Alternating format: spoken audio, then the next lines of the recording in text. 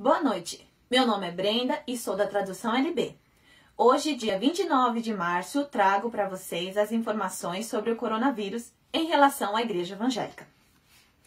Eu tenho recebido mensagens de pessoas que têm dúvidas em relação aos cultos que estão sendo realizados no meio dessa pandemia. E hoje eu venho trazer para vocês a tradução da nota emitida pela Associação Cristã do Japão. Essa associação é da Igreja Protestante.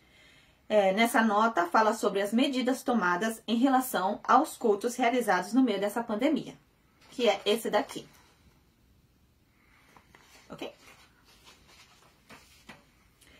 Primeiro, eu vou explicar sobre essa associação. Em 1941, o Japão ainda não tinha liberdade de fé. E por um mandato do governo, todas as denominações foram obrigadas a formarem uma só. Na época, foram 33 denominações que entraram nessa associação. E só em 1945, após a Segunda Guerra Mundial, o Japão teve a liberdade de fé. As grandes denominações como a Batista, Luterana e Presbiteriana e outras, logo formaram as suas próprias associações e saíram da Associação Cristã do Japão. Porém, essa associação ainda continua sendo a maior do Japão, com 1.600 igrejas de várias denominações e 160 mil fiéis. Por causa do tempo do vídeo, eu vou ter que abreviar um pouco, a tradução da nota, mas vamos começar, Número 1. Os especialistas dizem que os ambientes do culto têm um alto risco de contaminação. Que todos estejam cientes disso. Se for realizar os cultos, devemos diminuir o tempo da celebração e arejar bem o ambiente, tomando todos os cuidados para abaixar o risco de contaminação o máximo possível. 2.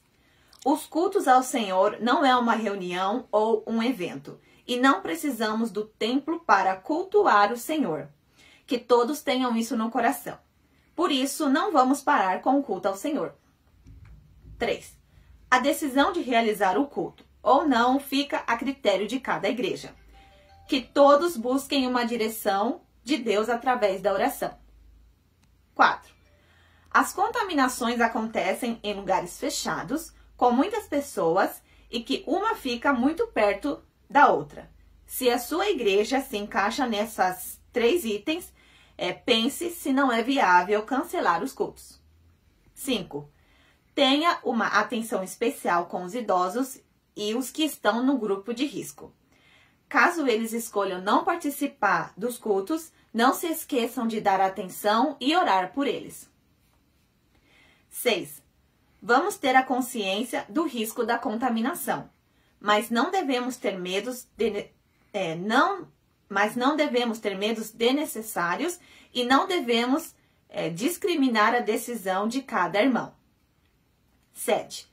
Em nossa associação, vamos cancelar todos os grandes eventos que reúnem igreja de vários locais. Iremos utilizar o Skype.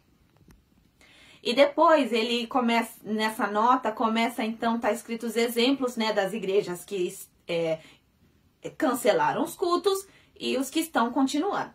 Então, primeiro, as que cancelaram os cultos têm transmitidos os cultos pela internet, E as que estão continuando têm feito da segunda forma. E tinha vários itens lá, mas eu aqui só vou colocar aqueles que eu achei interessante. Lembrando que o link, dessa nota tá na descrição, e depois você acesse o link, para poder ter acesso a todas as informações. Então, um deles foi diminuir o tempo do culto, não fazer o louvor, ou fazer, mas cantar baixinho, para não espalhar o vírus.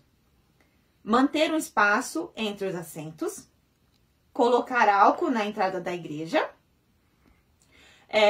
desinfetar o lugar do culto, pedir para quem tiver tosse não ir aos cultos, e quando chegar à igreja, lavar as mãos com sabão,